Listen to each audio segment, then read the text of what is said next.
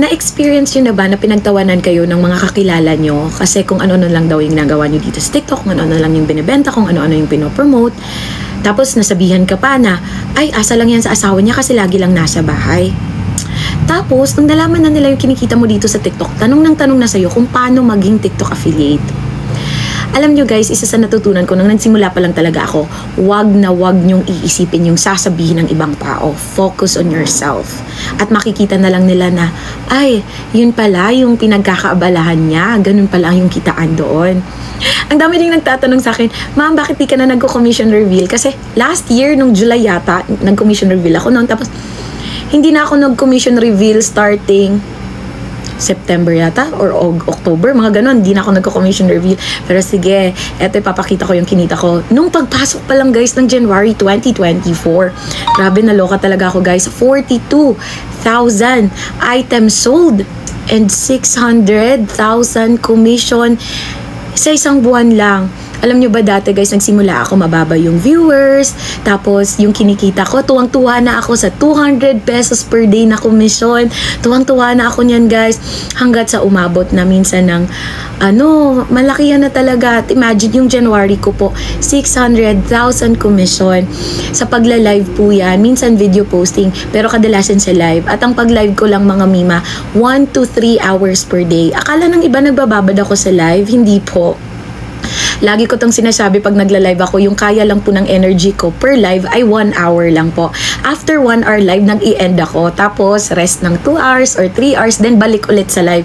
1 hour live ulit. Hindi ko kaya ng more than po kasi po masakit sa paa. Kaya after 1 hour, tapos syempre dire-diretso ako magsalita. Kaya after 1 hour, end live ako. Alam nyo ba guys, share ko lang. Kasi yung priority ko ngayon, ipon ng ipon. Though may binibili din naman ako for myself. Kasi may pinaglalaanan talaga ako ngayon ng iniipon namin ni Javi. Nakakaloka guys. As in, pag tinitingnan ko yung bank account ko, OMG guys. As in, dito, wow! Dito lang pala. Kahit sa panaginip, hindi ko ina-expect na makakaipon ako ng 7 digits, guys.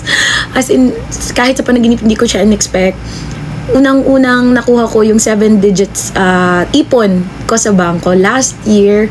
Tapos, kasi guys, sabi kasi ng ate ko, wag daw ako mag-ipon sa iisang bangko lang. So, 2 bangko yung pinag-iipunan ko. Then last year, nakaipon ako ng 7 digits at nakakatuwa talaga. Pinaglalanaan kasi kami ni Javi ng money na yan. Wala kasi kami ngayon sa lugar namin kasi sama-sama lang ako kay Javi kung saan siya na destino. So, hopefully, pag nakabalik na kami dun sa lugar namin, maiaano na naman yung plano namin. Sa ngayon, ipon ako, pero syempre bigay din ako sa mga pamangkin ko, sa mga kapatid ko. Tapos syempre bumibili din naman ako ng something for myself din. Uy guys, dito lang pala tayo magiging milyonarya sa TikTok, nakakaloka. Kaya ikaw, kung pinagtatawanan ka ng ibang tao, wag nyo silang iisipin mga mima. Ayan. At eto naman po yung February ko kasi guys, kasi may trabaho din po kasi ako sa morning. Tapos, ayun, minsan yung live ko sa isang araw, 1 hour na lang, minsan 2 hours. Kaya ito yung kinita ko ng February. Medyo malaki yung pinagkaiba nung January. Pero medyo malaki pa rin naman na. Ayan, kahit 1 hour to 2 hours live per day lang po ako. Kasi guys, naka-follow pala dito yung boss ko sa TikTok account ko. Yung boss ko sa work naka-follow sa TikTok ko, kaya pero syempre, live pa rin ako pag hapon or gabi pagkatapos ng work ko.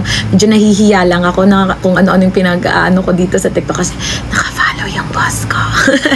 Hello, boss.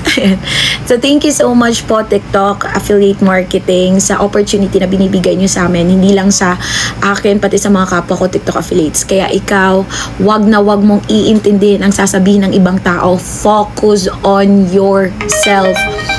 Mag-search ka kung paano i-improve yung inyong communication skills sa pagsasalita dito sa TikTok, lalo na sa live. Mag-focus ka, mag-search ka kung paano mag-edit ng videos, quality videos. Ayun, focus on yourself.